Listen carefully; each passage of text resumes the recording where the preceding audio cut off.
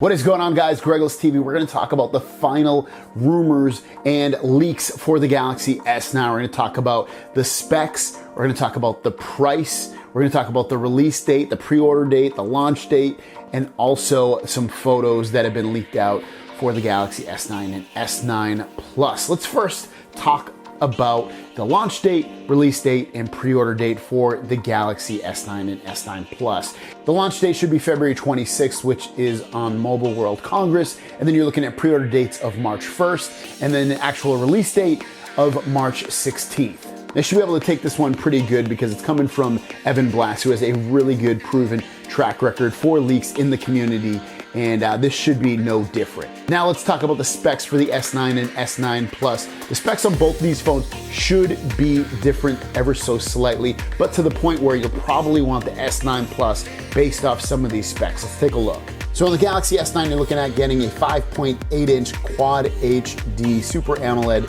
display, which will match what you got last year with the Galaxy S8. Snapdragon 845 or Exynos 9810, depending upon where you live. 4 gigabytes of RAM, which will match last year. 64 gigabytes of storage, which again will match last year. Micro SD card support. As for the camera, you're looking at a 12 megapixel rear pixel camera with optical image stabilization. Aperture of 1.5 and 2.4, super slow motion, so it should be able to handle up to 960 frames per second slow motion video. On the front camera, you're looking at 8 megapixel front facing camera with optical image stabilization. USB Type-C and 3.5 millimeter headphone jacks at the bottom of the phone. Stereo speakers. IP68 dust and water resistance. The battery will be a 3000 milliamp battery, a rear mounted fingerprint sensor that is slightly below where it was last year. Built-in FM radio, and the colors will be midnight black, titanium gray, coral blue, and lilac purple.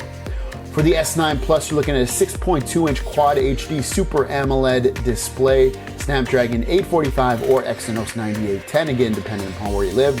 6 gigabytes of RAM, so we'll have more RAM. This one big difference, and this RAM will match the Galaxy Note 8. 128 gigabytes of storage, again double the storage on this one. Micro SD card support. The camera is also going to be a little bit different. You're looking at a 12 megapixel dual pixel camera with optical image stabilization 1.5 and 2.4. Also able to handle super slow motion video up to 960 frames per second. Another vertical dual rear facing camera. And then on the front, again, an 8 megapixel front facing camera with optical image stabilization. USB Type-C, 3.5 millimeter headphone jack, stereo speakers, IP68 dust and water resistance, battery 3500 milliamps, rear mounted fingerprint sensor, again slightly below where it was last year, built-in FM radio, and the colors midnight black, titanium gray, coral blue, and lilac purple. Now the big differences between those two phones are that it will have more RAM on the Galaxy S9 Plus, which is always a big plus because it's going to have a smoother, or at least it should have a smoother experience just going day-to-day usage, and getting more apps, it should handle them better with the Galaxy S9 Plus. Also, extra storage. I mean, some people don't need anything over 64, but getting extra storage is always a bonus. Even though you can add an SD card, it's always great to have that built-in internal storage. And then the dual camera on the back. We'll have to wait and see if there's a huge difference, but getting an extra lens on the back there and being able to capture different kinds of photos with that S9 Plus could be a game changer. And the last rumor about this phone, the price. Now, the last year's price on the Galaxy S8 and S8 Plus was about $750 and $850 respectively. The rumors coming out lately for the Galaxy S9 and S9 Plus is that it will be more expensive.